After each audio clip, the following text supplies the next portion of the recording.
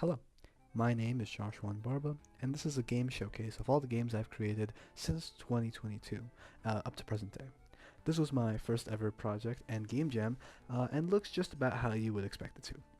It's pretty rough, but when you rip a couple assets from the Unity Asset Store, you can make magic. This was the first foray I had into Unity, and I learned a lot of things very quickly. The ropes of simple 2D AI, movement, how to use pixel art. The theme for this jam was three heroes, and I tried to accomplish this by having sort of three characters that the player could swap between: the knight, the mage, and the archer. But all in all, this project was done over a course of a week, and basically rough around the edges. Had a lot of things I had to learn, kinks to iron out, and there was definitely plenty of crashes, but I was happy that I completed it.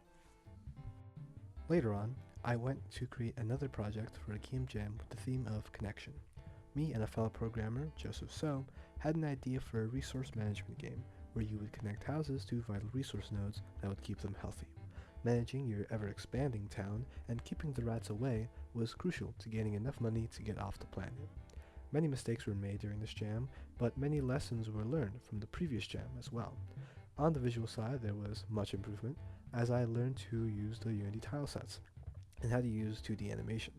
Still, the project became a little ambitious, and we didn't leave as much room as we wanted for playtesting, but all in all, a great jam that I'm very proud of. This is where me and my friend Joseph really got our footing as programmers, as we culminated all of the lessons we had learned up to this point into our next game jam. The theme for this jam was spicy, not spicy, and we decided to reflect that in our art style, thanks to our friend named Emily at the time. Fantastic artist. This game is a puzzle platformer that allows you to hop between spicy and not spicy dimensions. The goal of the game was to use this unique power to help the player get to places they couldn't before, by hopping seamlessly between dimensions and affecting the other to reach the goal, such as triggering blocks to fall or appear, and moving a weird box that had different properties in either world. All of these jams culminated in one of the best solo projects that I had created up to that point, a game called Die in Hell. While most game jams would give you a week or two to complete your project, the GMTK Game Jam gave you 48 hours. With this time frame, planning was essential. I couldn't get too ambitious. I had to leave room for bug testing, balance, play testing, but I also had to make a unique game idea with sufficient visuals.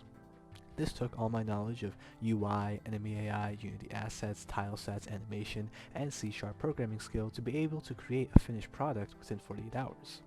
In the end, what resulted from all my hard labor was Die in Hell, with the jam theme of rolling the dice. In this game, you are a die that works for the devil, but when you roll poorly, you are banished to hell and must fight off your oppressors. By killing enemies, you earn experience and can roll yourself to gain boons or debuffs. Your objective? Last as long as possible. This jam really showed what I could do up to this point and what I had learned from all the jams previous, and I believe I finished this game 3 hours before the deadline.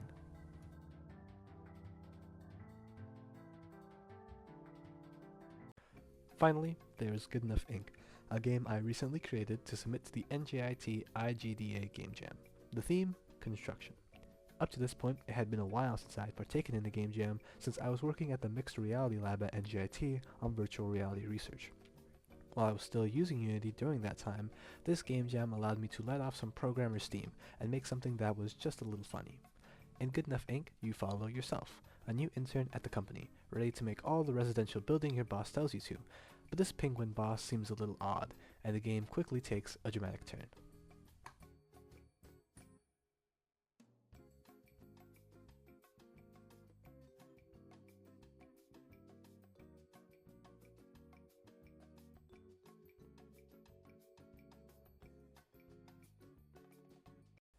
Thank you for watching my game showcase. I hope you were able to enjoy my growth as a programmer and as a developer. If you have any questions, feel free to comment below, or reach out to me at my email on screen. Have a good day.